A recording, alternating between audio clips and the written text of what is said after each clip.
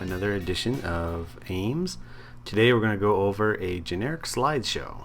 So your basic kind of parts, components of any kind of scientific presentation that you're going to have to make.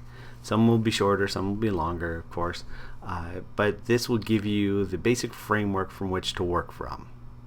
So, with any good title slide, you always want to have, of course, your affiliations nice and clear.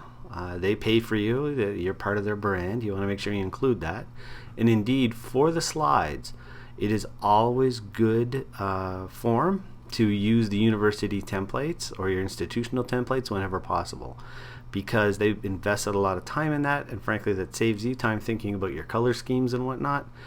And it also, shows that you're a good team player and that sort of thing. So all your affiliations should be nice and clear. Good, clean, short, crisp title, like we talked over with the abstracts. You want something people can find you with. And if you want to have a subtitle where you can talk a little more, that's perfectly fine.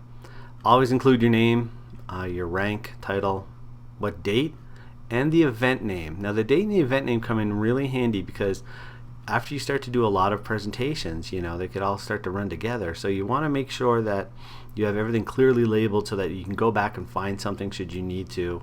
And also, too, it provides you another reference point in case you forgot to put something on your CV. You can go back to your folder full of your presentations and go, oh, yeah, I forgot that I presented at the University of X on this date.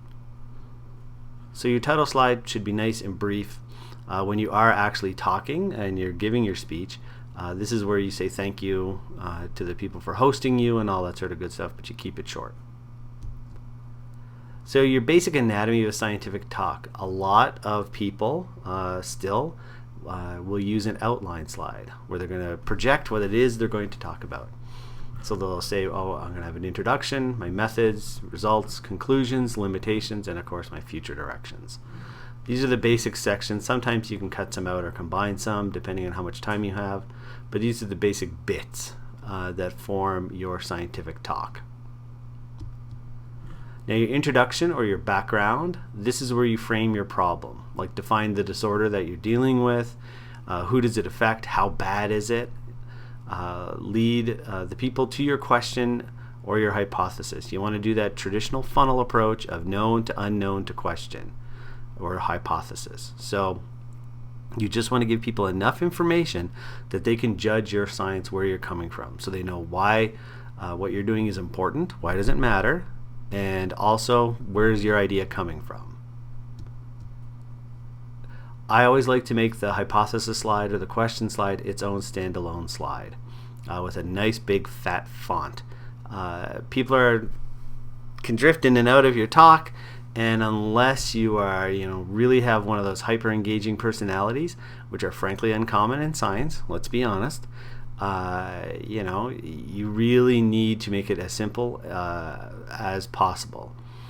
When trying to frame your hypothesis, of course, you can always refer back to your PICO approach, and we'll cover that in another AIMS talk, but all the residents out there and the doctors out there really know it. It's old hat to them. So for your methods, who did you study? What did you do to them? How did you measure the effect?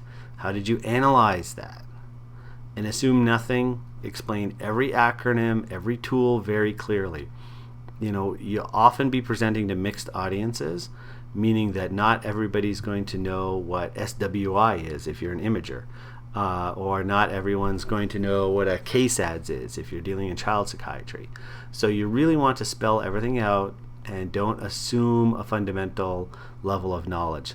This happens especially in a lot of basic science talks. People just assume that everyone knows every single technique that you're doing. They don't. So bring them up to speed on it. Results. Less is more when it comes to text, when it comes to your results. Use graphs when at all possible. Always link back to your question, and indeed, your first finding should be the answer to your main question, especially if it's a very short talk. You don't have a lot of time to mess around, so you really want to hit it very quickly and effectively. So you want to then frame the question afterwards if you've got enough space. Conclusions. What did you find? Say it again. You got to repeat. People's attention waxes and wanes. Indeed, there's a graph out there, a very famous graph of the attention span people have during scientific lectures and presentations. And indeed, it's an inverted U, where attention is highest at the start and at the end. So you really want to make sure you keep it nice and clear so that you can actually get your point across effectively.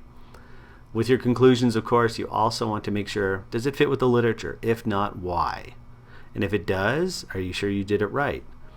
And then, of course, it's always very important to cycle it back to why should people care about your work? What's the significance of your finding? What's the implication? Is there a treatment implication, diagnostic?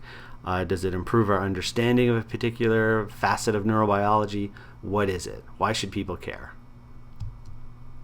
Limitations. Limitations are a critical slide for every talk.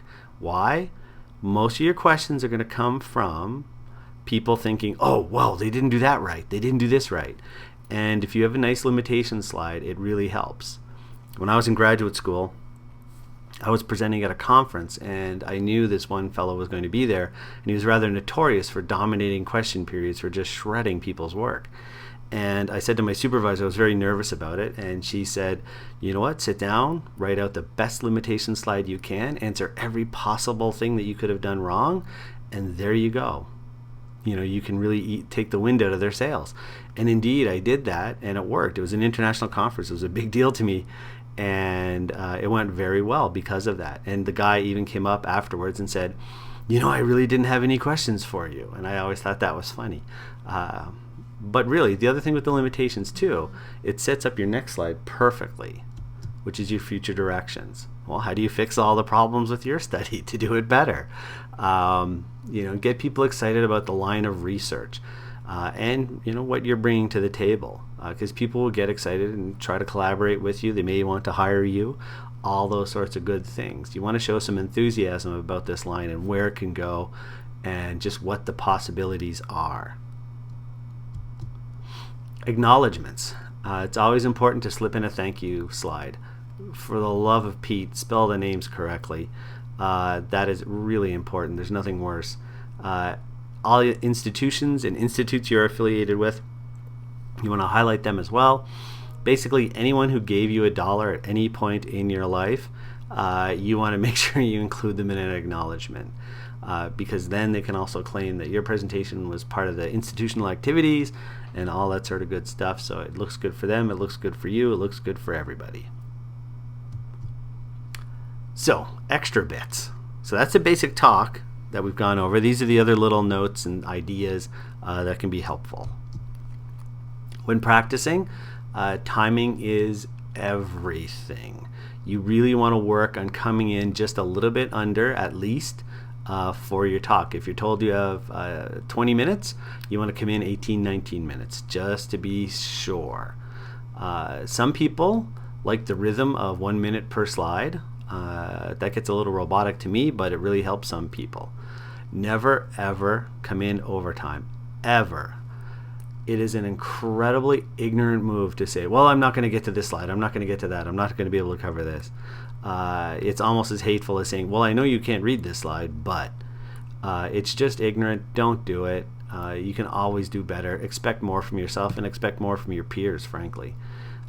You can always bet on losing time. So if you come in over and all of a sudden the adapter malfunctions for the laptop, or they're making announcements over the hospital loudspeaker for 3 minutes, the introduction takes a little bit longer because the guy wants to tell the story about how he first met you in 7th grade.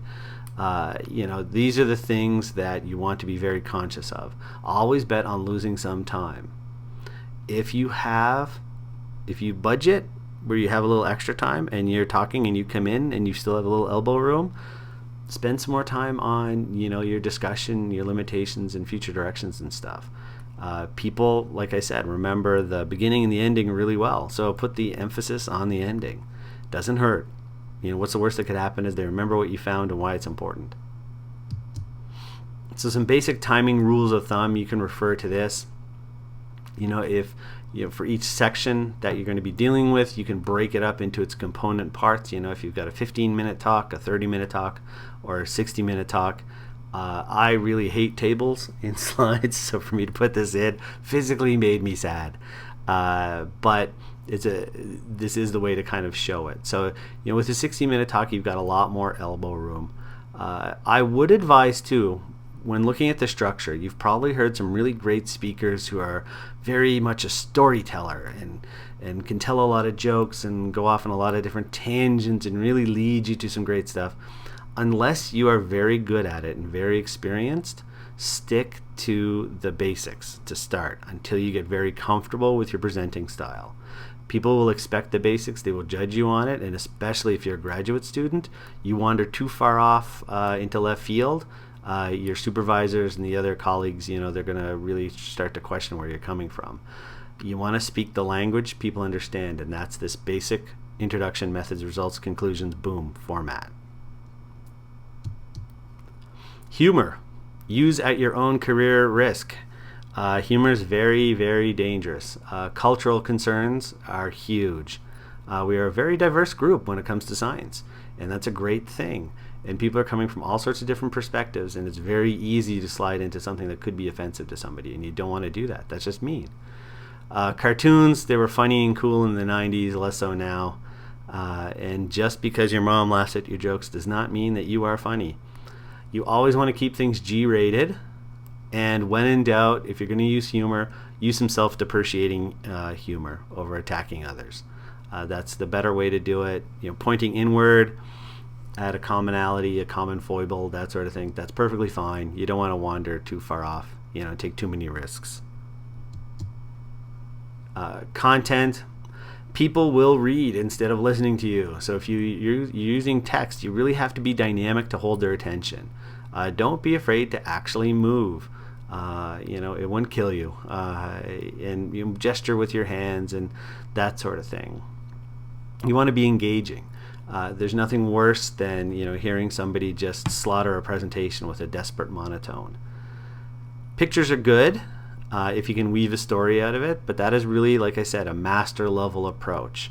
I heard a guy from Primate Lab a few years ago give a talk. Not one word appeared on any of his slides. It was all pictures and video, and he held the crowd spellbound for a good 90 minutes before question period, and it was amazing. But this guy was a master at this.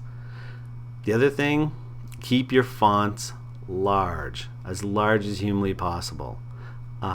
You want to keep it big.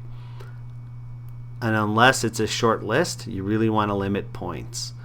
You only have so many points people can grasp per slide. Some people like to abide by the 3 points per slide rule, which actually, has some good points to it. No pun intended. Don't be afraid of some white space. It's not going to kill you. You're not trying to cram in everything you've ever known ever into your slide presentation. Graphs are your friend. Walk people through it. Which axis is which? What are you looking for? Schematics are awesome. They are fantastic. You can walk people through. Tables, again, are your blood enemy. Try to avoid them when at all possible. And if you have to apologize for one of your slides, remove it, change it, or you're a bad person. Simple as that. And that's a generic slideshow. So thank you, and I hope you enjoyed this session of AIMS, and I look forward to the next one. Good luck with your talks.